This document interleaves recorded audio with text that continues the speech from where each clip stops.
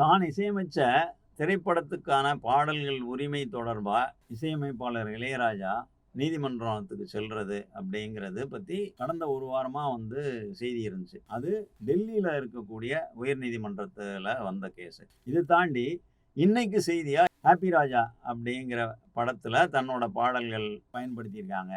அது தப்பு.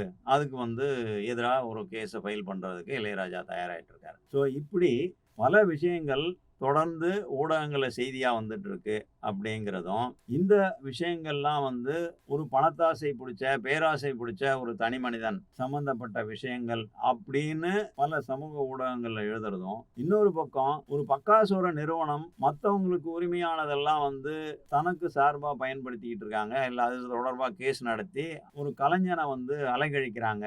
இப்படின்னும் பலவிதமா ஆர்கியுமெண்ட்ஸ் நடந்துகிட்டு இருக்கு. இது கிட்டத்தட்ட இந்த வருஷம் ஆரம்பத்துல இருந்தே தொடர்ந்து வந்துகிட்டு இருக்கிறத நம்ம பார்க்கிறோம். ஆனால் இந்த விஷயத்துல ஒரு படைப்பாளி அவரோட காப்புரிமை சார்ந்த விஷயமா, இல்ல படைப்பின் மூலமா கிடைக்கக்கூடிய காப்புரிமை அப்படிங்கிறது சார்ந்த விஷயமா? இந்த காப்புரிமை அப்படிங்கிறது ஒரு பேசிவ் இன்கம் அப்படிங்கிற அடிப்படையில் சொல்லுவாங்க. அந்த பேசிவ் இன்கம் அப்படிங்கிறது கிட்டத்தட்ட எல்லாருக்குமே இன்னைக்கு கூடுதல் வருவாயா அமையணும் அப்படிங்கிறதுனால எல்லாரும் எதிர்பார்க்கிற ஒன்றா இருக்கு. அப்படி இருக்கும்போது இன்னைக்கு இது இளையராஜாவுக்கோ இல்ல சரிகம இந்தியா நிறுவனத்துக்கோ அப்படின்னு இருந்தாலும், இது நாளைக்கு உங்களுக்கோ இல்ல எனக்கோ இல்ல வேறு யாருக்குமோ கூட ஒரு பிரச்சனையா மாறலாம். அதனால இந்த காப்புரிமை தொடர்பா இன்னைக்கு நடந்துகிட்டு இருக்க கான்ட்ரோவர்சி, இது மூலமா இந்த காப்புரிமை தொடர்பான சட்டங்கள்லாம் என்ன சொல்லுது அப்படிங்கிறத விரிவா நம்ம நிகழ்ச்சியில பேச போறோம். இந்த நிகழ்ச்சியில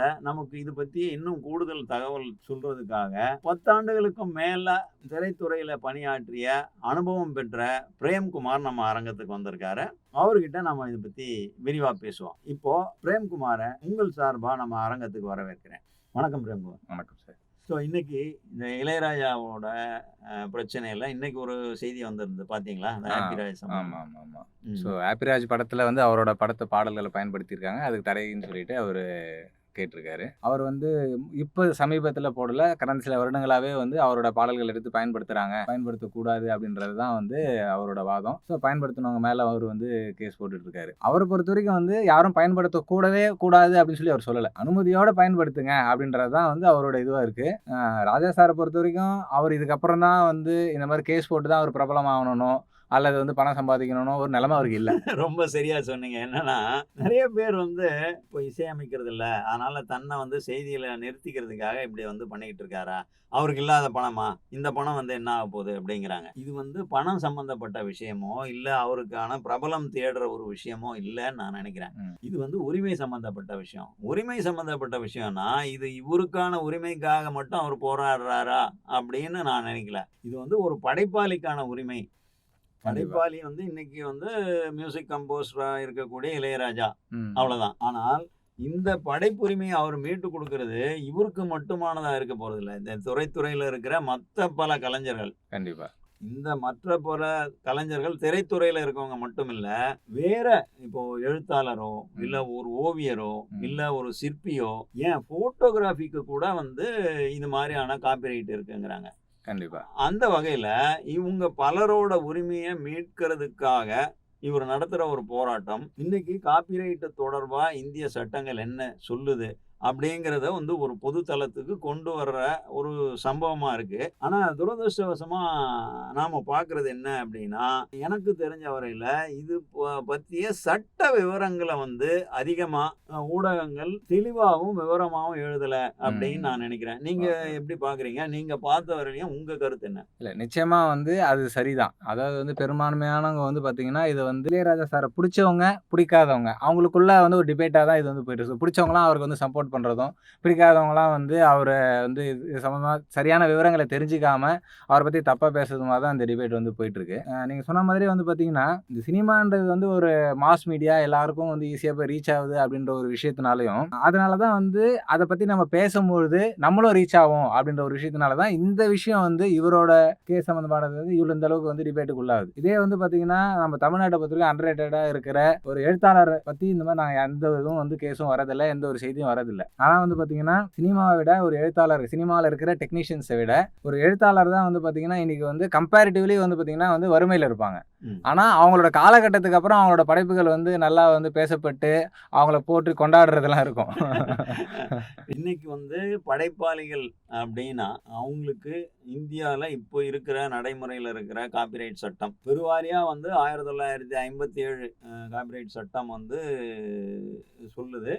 இதுல வந்து ஒரு அமெண்ட்மெண்ட்டா 2012 கொண்டு வந்தது. இன்னும் இந்த மாதிரியான படைப்பாளிகளோட உரிமையை வலியுறுத்தி அவங்க அதை மீட்கிறதுக்கு இன்னும் கொஞ்சம் சின்ன சின்ன ஓட்டைகளை கூட அடைச்சி அதை வந்து மீட்கிறதுக்கான முயற்சி பண்ணியிருக்கு அப்படின்னு தெரியுது.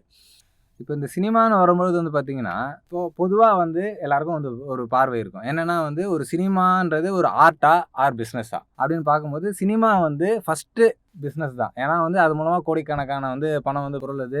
கிட்டத்தட்ட வந்து நம்ம அரசியலோட தொடர்புபடுத்தி பார்க்கலாம் சினிமாவை. ஏன்னா வந்து சினிமாவிலையும் அரசியலையும் தான் வந்து பார்த்தீங்கன்னா, மக்கள் வந்து எஜமானர்களா இருப்பாங்க. பணிபுரியறவங்கலாம் தான் வந்து தொழிலாளர்கள் மாதிரி தான் கிட்டத்தட்ட. ஆனா பியூட்டி வந்து என்னன்னா, எஜமானர்கள் தான் இங்க வந்து ஏழைகளா இருப்பாங்க. தொழிலாளர்கள் தான் வந்து பார்த்தீங்கன்னா வந்து கோடியில புரள்றவங்களா இருப்பாங்க. அந்த ஒரு விஷயத்தினாலே வந்து இது வந்து சினிமாவை பத்தியோ அரசியல் பத்தியோ பேசும்போது ரொம்ப பாப்புலரா எல்லாரும் வந்து அதை எடுத்து டிபேட்டா வந்து கொண்டு வராங்க. ஸோ இது ஒரு பிசினஸா நம்ம வந்து எடுத்து பார்க்கும்போது ஒரு ப்ரொடியூசர் அவர் வந்து பணம் சம்பாதிக்கணும், ஒரு தொழில் பண்ணணுன்றதுக்காக ஒரு டீமை வந்து ஃபார்ம் பண்றாரு. ஸோ அப்படி வந்து ஒரு செட் ஆஃப் டெக்னீஷியன்ஸ் எல்லாம் அவர் வந்து ஹையர் பண்ணி அவங்களுக்கு வந்து பணம் கொடுத்து அவர் வந்து ஒரு ப்ராஜெக்ட் வந்து பண்றாருன்னும் பொழுது ஒரு ப்ரொடியூசர், ஒரு முதலாளி அவர் வந்து பணம் போடுறாரு, அதுக்கு வந்து வேலை செய்யறாங்க. அந்த படத்துக்காக ஒரு டீம் வேலை செய்யுதுன்னும் போது அவங்க எல்லாம் வந்து ஒரு தொழிலாளியாக தான் இருப்பாங்க. ஸோ அந்த தொழிலாளர்கள்லாம் சேர்ந்து செய்யக்கூடிய ஒரு படம் ஆர் ஒரு பாடல் அப்படின்றது வந்து அதோட உரிமை வந்து முதலாளி தானே நீங்க சேரும். எங்க வரீங்க அப்படின்னு எனக்கு புரியுது. அதாவது இந்த விஷயத்துல நீதிமன்ற கேஸ்ல வந்து சரிகமா இந்தியா லிமிடெட் பேசின அந்த ஆர்குமெண்ட் தொடர்பா உங்களோட வாதம் இருக்கோ அப்படின்னு நான் நினைக்கிறேன். என்ன அப்படின்னா அதுதான் வந்து இந்த விஷயத்துல ப்ரொடியூசருக்கு தான் வந்து எல்லா உரிமையும் உண்டு. அந்த ப்ரொடியூசர் வந்து கிட்டத்தட்ட இளையராஜா 1976 இருந்து 2001 வரையும் இசையமைச்ச படங்களோட உரிமையை எங்களுக்கு வந்து முழுமையா எழுதி கொடுத்துருக்காங்க. அவங்க கிட்ட இருந்த முழு உரிமையை, ஏகபோக உரிமையை எங்களுக்கு கொடுத்துருக்கிறதுனால இன்னைக்கு அந்த உரிமை எங்களுக்கு தான். இதுல வந்து யாரும் குறுக்கிட முடியாது. இப்போ இளையராஜாவை வந்து இந்த படங்கள்ல இருக்கக்கூடிய பாடல்களை பயன்படுத்தக்கூடாது அப்படிங்கிறது அவங்களோட கேஸ். இதுல வந்து பாத்தீங்கன்னா இந்த கேஸ்ல தான் இப்போ டெல்லி உயர் நீதிமன்றத்துல ஜூலை 1ஆம் தேதி தீர்ப்பு வந்திருக்கு. அந்த தீர்ப்புல வந்து பல செய்திகள் வந்து எப்படி வந்ததுன்னா இளையராஜாவுக்கு உரிமை இல்லை அப்படின்னு சொல்லி இது ஏதோ வந்து சரிகமப்பா இந்த கேஸ்ல ஜெயிச்ச மாதிரியான தோற்றம் தரக்கூடிய வகையில பல ஊடகங்கள்ல செய்தி வந்தது. ஆனால் உண்மையில அந்த தீர்ப்பு என்ன சொல்லுது அப்படின்னு பாத்தீங்கன்னா ஏற்கனவே கொடுத்த ஒரு இன்ஜெக்ஷன் ஆர்டர், அந்த இன்ஜெக்ஷன் ஆர்டர் அப்படியே தொடரும். அதனால இன்னைக்கு வந்து அந்த இன்ஜெக்ஷன் ஆர்டரை வந்து கேன்சல் பண்ணணும் அப்படின்னு இளையராஜா வச்ச கோரிக்கையை தான் முடியாது, ஏற்க முடியாதுன்னு சொல்லியிருக்காங்க. ஸோ அது இடைக்கால தீர்ப்பு அந்த தான். இடைக்கால தீர்ப்பு தொடரும். ஃபைனல் தீர்ப்பு வர வரையும் இந்த இடைக்கால தீர்ப்பு தான் தொடரும் அப்படிங்கிறது தான் நிலை. ஸோ இதுல நாம இன்னும் கவனிக்க வேண்டியது என்ன அப்படின்னு பார்த்தோம்னா இன்னைக்கு வந்து ஜூலை 1ஆம் தேதி டெல்லி உயர்நீதிமன்றத்துல வெளியான ஒரு இடைக்கால தீர்ப்பு அப்படிங்கிறதே இவங்க சரிகமாக்கும் இளையராஜாவுக்கும் இது வந்து கேஸ் இல்ல அப்படிங்கறத நம்ம பார்க்கணும். இந்த கேஸ் 2023 வருஷம் மார்ச் மாதம் என் இனிய பொன்னிலாவே அப்படிங்கிற ஒரு பாட்டு வந்து இளையராஜாவோட படத்தில் இருக்க ஒரு பாட்டை தன்னோட படத்தில் பயன்படுத்த போகிறேன் அப்படின்னு சொல்லி வேல்ஸ் ஃபிலிம் இன்டர்நேஷ்னல் அப்படிங்கிற ஒரு நிறுவனம் வந்து அவர்கிட்ட கோரிக்கை வைக்கிறாங்க. அதுக்கு வந்து இளையராஜா வந்து அவங்களுக்கு அனுமதி கொடுக்குறாரு. அந்த அனுமதியை வச்சு அந்த என் இனிய பொன்னிலாவேங்கிற பாட்டை வந்து அடாப்ட் பண்ணி ரீக்ரியேட் பண்ணி அகத்தியா அப்படிங்கிற படத்தில் பயன்படுத்துறதுக்கு திட்டமிடுறாங்க. ஆனால் இந்த நேரத்தில் இதுக்கு வந்து சரிகமா இந்தியா லிமிடெட் வந்து குறுக்கிட்டு இந்த பாட்டை வந்து எங்க கையில இருக்கு உரிமை, இதை வந்து நீங்க பயன்படுத்தக்கூடாது அப்படின்னு சொல்லி பிரச்சனை பண்றாங்க. இது தொடர்பான கேஸ் வந்து டெல்லியில வந்து செஷன்ஸ் நீதிமன்றத்துல நடக்குது. 2 நபர் ஜட்ஜு வந்து இதை ஹேண்டில் பண்றாங்க. ஜஸ்டிஸ் சி ஹரிசங்கர் மற்றும் ஜஸ்டிஸ் ஓம் பிரகாஷ் சுக்லா அப்படிங்கிற 2 பேர் கொண்ட நீதிமன்றத்துல இந்த விவாதம் நடந்து அந்த விவாதத்து இறுதியில வந்து அவங்க தீர்ப்பு கொடுக்குறாங்க. ரொம்ப தெளிவா இருக்கு அந்த தீர்ப்பு. இந்த படம் அப்படிங்கிற விஷயத்துல பார்க்கும்போது ஒரு பாடல் அப்படின்னா அந்த பாடல் வந்து ஒரு கலெக்டிவ் ஒர்க்கு. அது வந்து ஒரு தனி மனிதரோட படைப்பு இல்ல. அதுல வந்து இசை அப்படிங்கிறது ஒரு பங்கு. அந்த இசைக்கான எல்லா உரிமையும் எப்பவும் வந்து படைப்பாளியான மியூசிக் கம்போசருக்கு தான் உண்டு. அந்த வகையில இளையராஜாவுக்கு தான் உண்டு. அதுல மாற்று கருத்து இல்ல. அதை தாண்டி அந்த இசை தவிர அந்த திரைப்பாடல் அப்படிங்கிறது சினிமால நீங்க ஸ்க்ரீன்ல பார்க்குறீங்க இல்லையா? அந்த திரைப்பாடல் அப்படிங்கிறதுல பாடலாசிரியர் எழுதின பாடல் வரிகளும் அடங்கும். அந்த பாடல் வரிகளுக்கான உரிமை, அதுக்கான காப்பிரைட் அப்படிங்கிறது வந்து இளையராஜாவுக்கு இல்ல. ம். அதுக்கு அடுத்தது இந்த பாடல் திரை வடிவமா, அதாவது ஒரு சிங்கர் வந்து அத பாடி, ம். இந்த மியூசிக் வந்து கம்போசர் குடுத்து, ம். பாடல் வரிகள்ல வந்து பாடலாசிரியர் குடுத்து, இது 3ம் சேர்ந்த காம்போசிட் வடிவம் தான் திரைப்பாடல். ம். அந்த திரைப்பாடல்ன்றது இந்த கூட்டு முயற்சியில் உருவாக்கம் அப்படிங்கிறதுனால, அந்த கூட்டு முயற்சிக்கு யார் அதுக்கான தொகைய செலவிட்டு பண்ணாங்களோ, அந்த புரொடியூசருக்கு தான் சொந்தம். அப்படிங்கிற மாரியான விஷயம் வந்து இப்படி பிரிச்சு பார்க்கணும் அப்படிங்கிறத சொல்றாரு. ஆனாலும் இதுல வந்து இசைக்கான உரிமையை வந்து இளையராஜா கிட்ட இருந்து எப்பவும் பிரிச்சு எடுத்துற முடியாது. ம். அதுக்கான தனி உரிமை அவருக்கு ம். என்னைக்குமே உண்டு. ம். அப்படிங்கிறத வந்து அவர் வந்து ரொம்ப தெளிவா இந்த தீர்ப்புல சொல்லியிருக்காங்க. இந்த கேஸ் தான் வந்து முதல் கேஸ். அது யாருக்கு? சரிகம நிறுவனத்துக்கும் இளையராஜாக்குமான கேஸ் வந்து இதுதான். அதுக்கு அடுத்தது இன்னொரு விஷயம் என்ன நடக்குது அப்படின்னா, 2026 ஜனவரி 13ஆம் தேதி இளையராஜா வந்து சரிகமக்கு ஒரு நோட்டீஸ் அனுப்புறாரு. அந்த நோட்டீஸ்ல லீகல் நோட்டீஸ். அந்த நோட்டீஸ்ல அவர் என்ன சொல்றாரு அப்படின்னா, நான் செய்த பணிகளுக்கான எல்லா உரிமையும் எனக்கு தான் உண்டு. அப்படிங்கிற ஒரு நோட்டீஸ், லீகல் நோட்டீஸ் அனுப்புறாரு. ப்ராபப்ளி இது வந்து 2026 ஜனவரி. இந்த நேரத்துல இப்போ இளையராஜா வந்து நோட்டீஸ் அனுப்புனதுனால, அந்த நோட்டீஸுக்கு வந்து சரிகம வந்து திரும்ப வந்து பதில் குடுத்துடுறாங்க. என்ன பதில் குடுத்தாங்க என்ன அப்படிங்கிறத பத்திய விவரங்கள் இதுவரையும் வந்து பொதுவெளிக்கு வரல. ஆனால் பதில் குடுத்துருக்காங்க. ஆனா பதில் குடுத்துட்டு அவங்க அதோட நிக்கல. அங்க தான் நம்ம கவனிக்கணும். உடனடியா அவங்க என்ன பண்றாங்கன்னா, பிப்ரவரி மாசமே, இது ஜனவரி மாசம் நடக்குது. பிப்ரவரி மாசமே இவங்க வந்து மறுபடியும் ஹைகோர்ட்டுக்கு போறாங்க.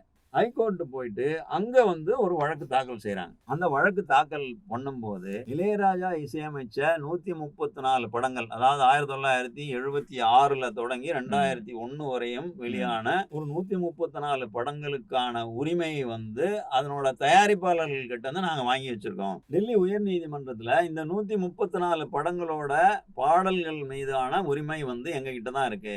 இத வந்து இளையராஜா வந்து பல டிஜிட்டல் பிளாட்ஃபார்ம்ஸுக்கெல்லாம் பயன்படுத்துறதுக்கு முயற்சி பண்றாரு. ஏற்கனவே வந்து அமேசான் உட்பட பல தளங்களுக்கெல்லாம் வந்து அவர் குடுத்துருக்காரு. ஸோ அந்த மாரிலாம் குடுக்குறதுக்கு அவருக்கு உரிமை கிடையாது. ம். அந்த உரிமை மொத்தம் எங்ககிட்ட தான் இருக்கு. ம். அப்படின்னு சொல்லி அவங்க வந்து கேஸ் ஃபைல் பண்றாங்க. அவங்க குற்றச்சாட்டு வைக்கிறாங்க. இந்த குற்றச்சாட்டு வந்து நீதிபதி துஷார் ராவ் ஜிலேடா அப்படிங்கிறவர்கிட்ட இந்த கேஸ் வருது. அந்த கேஸ்ல அவங்க வந்து இந்த ஒரு விஷயத்தை மட்டும் கோரிக்கையா வைக்கல.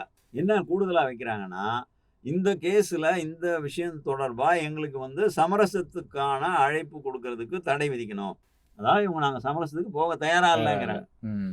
அதுக்கு அடுத்தது, இதுக்கு போக நாங்க தேவைப்பட்டா எங்க சைடுக்கு கூடுதல் ஆவணங்கள பின்னாடி சமர்ப்பிக்கவும் வந்து எங்களுக்கு அனுமதி குடுக்கணும். அப்படின்னு ஒண்ணு கேட்குறாங்க. இது போக நீதிமன்ற கட்டணத்த கட்டுறதுக்கு எங்களுக்கு கால நீட்டிப்பு குடுக்கணும். அப்படிங்கிறாங்க. இதெல்லாம் கூட பரவால்ல.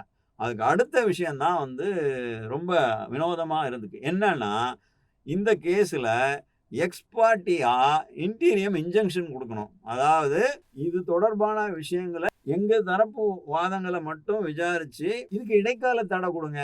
இந்த இடைக்கால தடை குடுக்குறதுல என்னன்னா, இளையராஜா வந்து அடுத்து இந்த தீர்ப்பு வர வரையும் இந்த டிஜிட்டல் பிளாட்ஃபார்ம் வேற எதுலயும் வந்து அவர் இந்த 134 படங்களோட பாடல்கள பயன்படுத்தக்கூடாது அப்படின்னு குடுங்க. அப்படின்னு கேட்கறது மட்டும் இல்லாம, இது தொடர்பா அவங்க வந்து பல்வேறு ஆவணங்கள குடுத்ததா நமக்கு செய்திகள் வருது. இந்த செய்திகள்ல அவங்க ஆவணங்கள் குடுத்தாங்கன்னா, எந்த ஆவணங்கள் குடுத்தாங்க அப்படிங்கிறது நமக்கு தெரியல.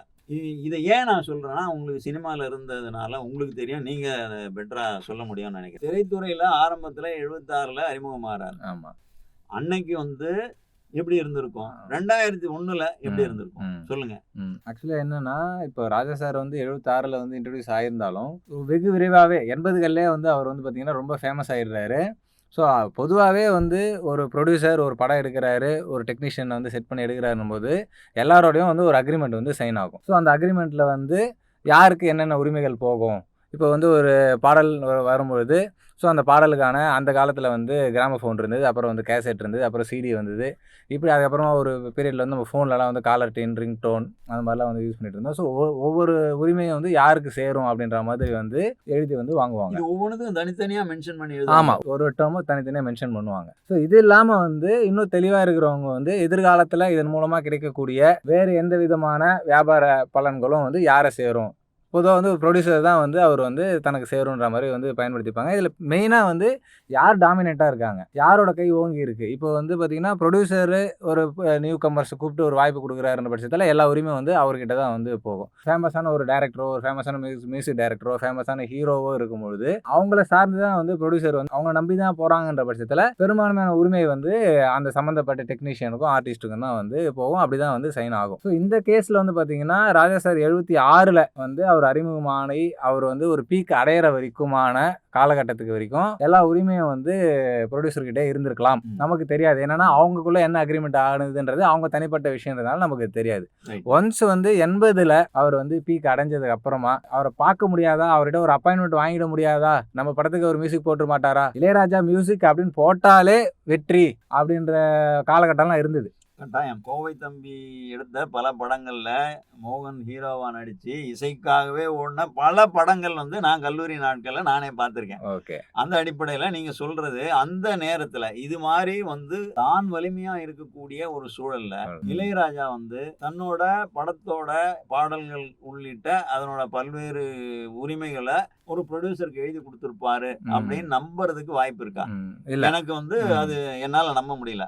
ஆனால் நமக்கு ஆதாரம் இல்லாம சரிகம இந்தியா லிமிடெடோட ஆர்குமெண்ட்டை நம்ம கண்டெஸ்ட் பண்ணல. ஆனால் என்ன கொடுத்தாங்க இதுல இந்த சந்தேகத்தை நான் ஏன் எழுப்புறேன் அப்படின்னா, நீதிபதி வந்து இவங்க கொடுத்த ஆவணங்கள் எல்லாம் வாங்கி பார்த்து அதுல எல்லாம் கன்வின்ஸ் ஆகி அதனாலதான் வந்து எக்ஸ்பார்ட்டியா வந்து இந்த இன்டீரியம் இன்ஜெக்ஷனை கொடுத்தாரு அப்படிங்கிறது வந்து பொது தளத்துல இருக்கிற செய்தி. மேபி அவங்க வந்து பாத்தீங்கன்னா ஒரு குறிப்பிட்ட ஒரு சில ஒரு ஆரம்ப காலகட்டத்துல இருந்த பீரியட்ல ப்ரொடியூசர்ஸோட போட்ட அக்ரிமெண்ட் அந்த மாதிரி குறிப்பிட்ட ஒரு சில அக்ரிமெண்ட் மாத்திரம் வந்து அவங்க சப்மிட் பண்ணிருக்கலாம். ஏன்னா 76ல இருந்தே இது படங்கள் ஸ்டார்ட் ஆகுதுன்ற பட்சத்துல ஆரம்ப காலகட்டம்ன்றதுனால உரிமைகள் வந்து ப்ரொடியூசர் சைடு இருந்திருக்கலாம். அந்த அக்ரிமெண்ட் அவங்க கொடுத்து அதை வந்து ஆதாரமா காமிச்சு அவங்க வந்து வாங்கியிருக்கலாம். இளையராஜா சார் வந்து அவரோட சைட்ல இருந்து டாக்குமெண்ட்ஸை சப்மிட் பண்ணும்போது தான் இன்னும் முழுமையான விவரங்கள் வந்து வெளியே வர வாய்ப்பு இருக்கு. இந்த சந்தேகத்துக்கு ரொம்ப கன்வின்சிங்கான ஆன்சரா இருக்கு. இதுல என்ன அப்படின்னா, என்ன மாதிரியான ஆவணங்களை அவங்க கொடுத்தாங்க, அது தவிர இவங்க கிட்ட பதிலே கேட்காம ஒரு இன்டீரியம் இன்ஜெக்ஷன் அதுவும் எக்ஸ்பார்ட்டியா கொடுத்துருக்காங்க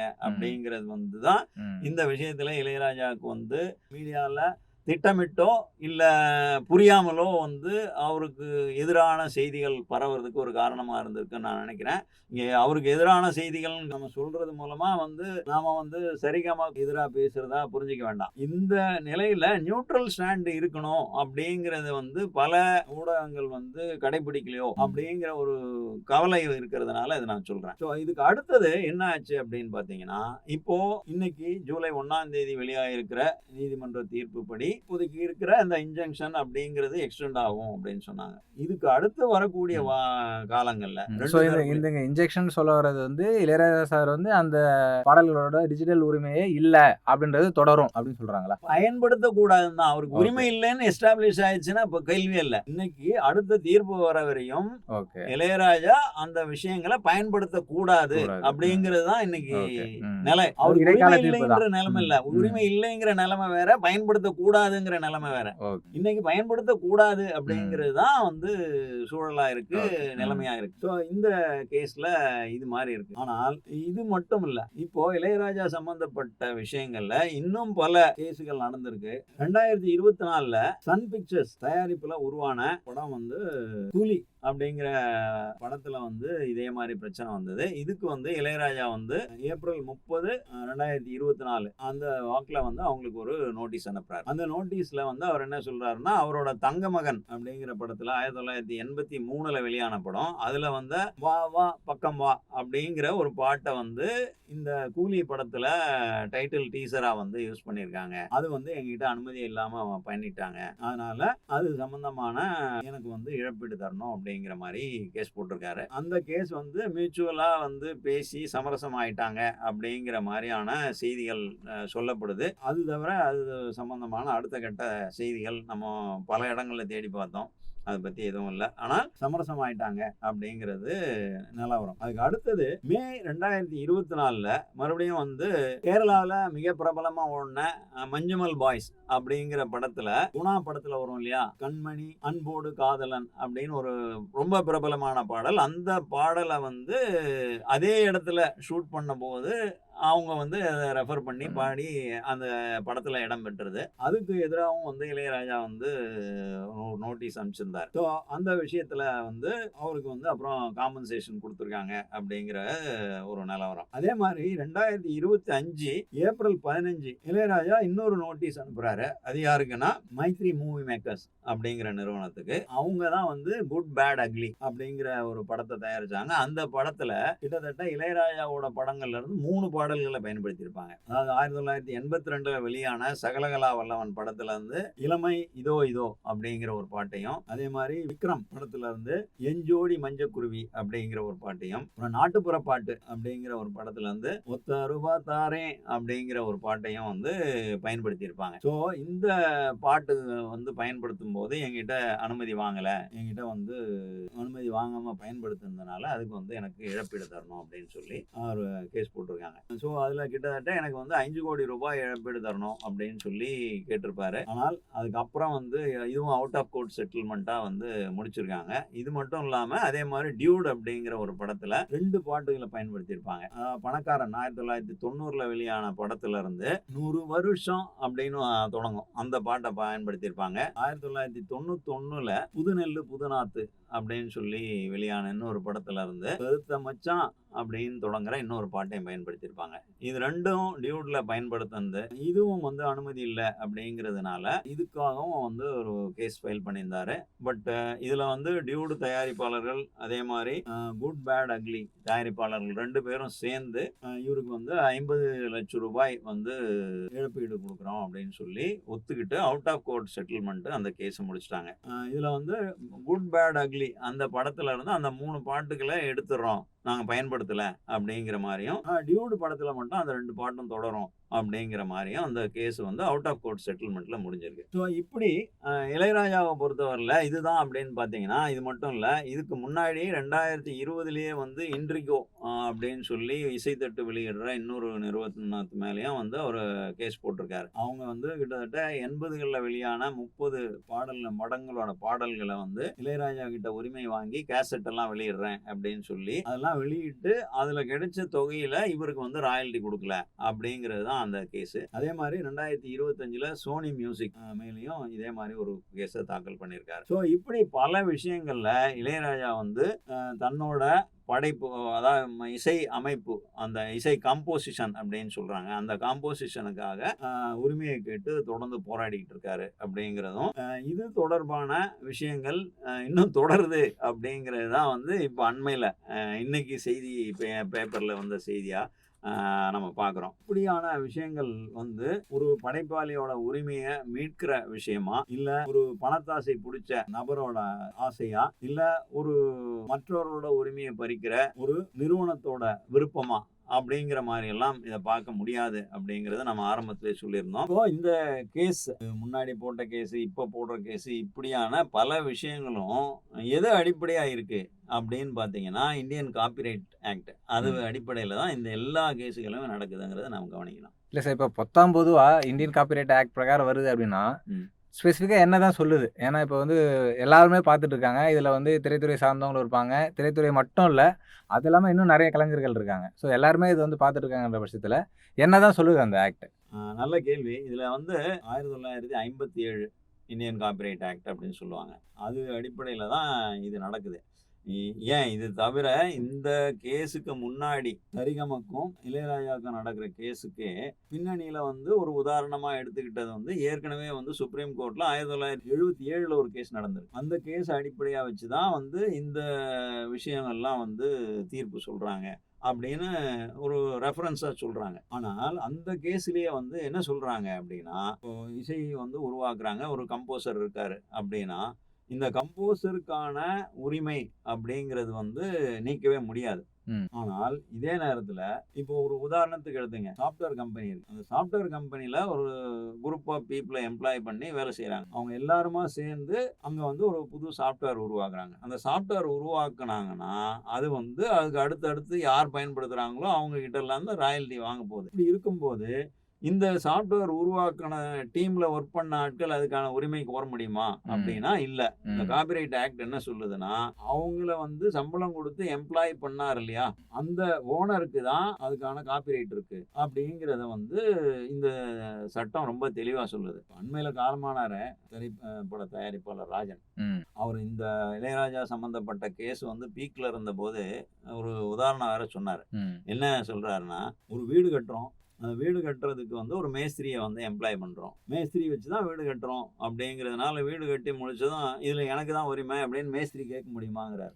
அந்த மாரியான விஷயம் இல்ல. இசை அப்படிங்கிறதோ, இல்ல வேற ம். கலைப்படைப்புங்கிறதோ. வீடு கட்டுற விஷயம் வேற. வீடு கட்டுற விஷயம் வந்து வீட்டுல பணம் போட்ட உரிமையாளருக்கு தான் இருக்குங்கிறதுனால, சினிமாவும் அப்படிதான் அப்படிங்கிறது மாரி ராஜன் வந்து அத எஸ்டாப்ளிஷ் பண்ண விரும்புறாரு. அவர் ஒரு தயாரிப்பாளர்ன்றதுனால. ம். இது கேட்கறதுக்கு வந்து ஒரு எளிமையா, அ ஒரு பாமரத்தனமான ஆட்களுக்கு புரிய வைக்கிறதுக்கு இப்படி முயற்சி பண்றாரு. ஒரு புரொடியூசரோட ரைட்ஸ. அத வந்து ஒரு கலைப்படைப்போட ஒப்பிட முடியாது ம். அப்படிங்கிறத நம்ம புரிஞ்சுக்கணும். அத தாண்டி இப்படியான ஒரு விஷயம் அப்படின்னா, இளையராஜாவ எடுத்துக்கங்களேன். ம். அவர் வந்து ஒரு வேளை 76லேருந்து 86 வரையும்னா, ஒரு மேஸ்திரியா இருந்திருக்கலாம். ம். அதுக்கப்புறம் அவர் வந்து அவர் மேஸ்திரியா இல்ல. அவரு வேணும் வேணும் நீங்க தான் வந்து அவர் பின்னாடி ஓடுனீங்க. அப்படி இருக்கும்போது, எல்லா புரொடியூசரும் நீங்க தானே சொன்னீங்க. அவர பார்க்க முடியுமா? ஆமா. அப்படின்னு வரிசையில காத்திருந்தாங்க. அந்த நிலைமை இருந்தபோது, அவர மேஸ்திரி அப்படிங்கிற ரீதியில பேசுறது எப்படி சரியா இருக்கும்? ம். இது வந்து இந்த படைப்புக்கு மட்டும் இல்ல. நான் இப்போ இன்னொரு எழுத்து துறைக்கு வந்தோம்னா கூட, இப்போ உதாரணத்துக்கு நான் வந்து எழுத்தாளர் சுஜாதாவோட கிட்டத்தட்ட 7, 8 வருஷம் தொடர்ந்து அவர் கூடவே இருந்து ம். பணியாற்றிய ம். அனுபவம் எனக்கு இருக்கு. ம். அந்த பீரியட்ல எனக்கு நான் பார்த்துருக்கேன் பல விஷயம்.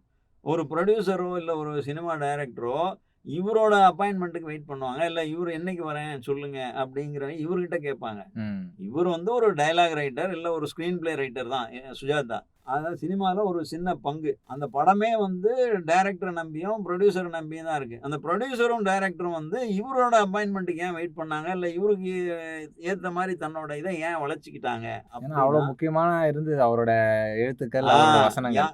அங்க வந்து ஹூ இஸ் த ரூலர் ம். அப்படிங்கிறது தான் விஷயம். அப்படி ம். இருக்கும்போது, அது வந்து படைப்பு அப்படிங்கிறது திரைக்கதையாகட்டும், இல்ல அவரு எழுதின வசனங்கள். டயலாக் ம். ஆகட்டும். Okay sir. ஸோ, இப்போ இந்த அமெண்ட்மென்ட் பொறுத்து நீங்க சொல்றத பொறுத்து நான் எப்படி புரிஞ்சுக்கிறேன்னா, இப்போ சினிமால வந்து இசை அப்படின்றது ஒரு துறை தான். ஸோ, அது இல்லாம இன்னும் மற்ற துறைகள் இருக்கு. உதாரணத்துக்கு பார்த்தீங்கன்னா, ஒரு ரைட்டர் இருக்காரு.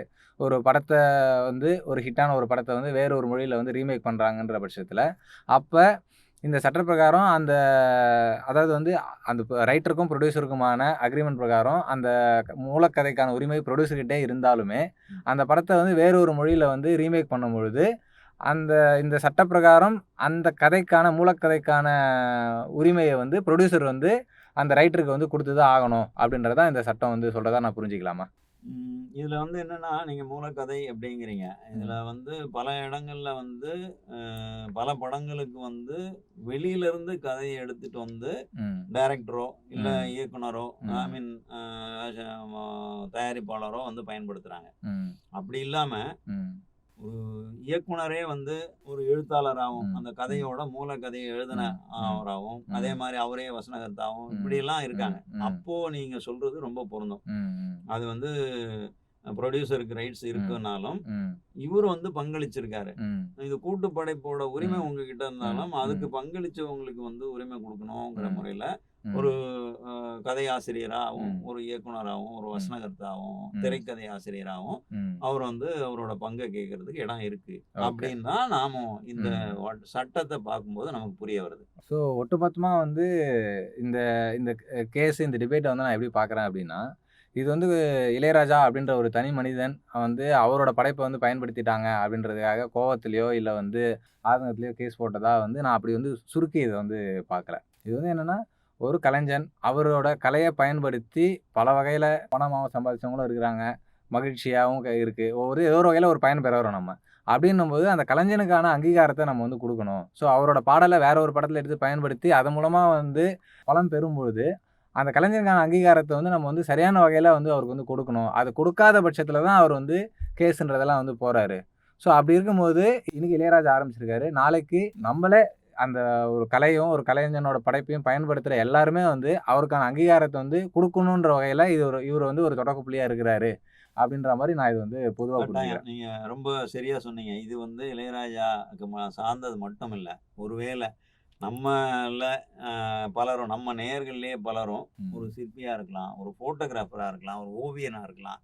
ஸோ, அந்த மாரி அவங்க உருவாக்குன ஒரு ஓவியத்துக்கு நாளைக்கு சரியான அங்கீகாரம் கிடைக்கல. அது ம். வந்து ஒரு பிரபலமான ஓவியமா மாறும்போது, அதுக்கான ரைட்ஸ், அதுக்கான ராயல்டி ம். அப்படிங்கிறது கிடைக்காம போகவும் வாய்ப்பு இருக்கு. ம். அதனால இது வந்து எல்லாருக்குமான விஷயம் அப்படிங்கிறதும், இது வந்து இளையராஜா மூலமா தொடங்கப்பட்டது அப்படின்னு நீங்க சொல்றதுல நான் 100% உடன்படுறேன்.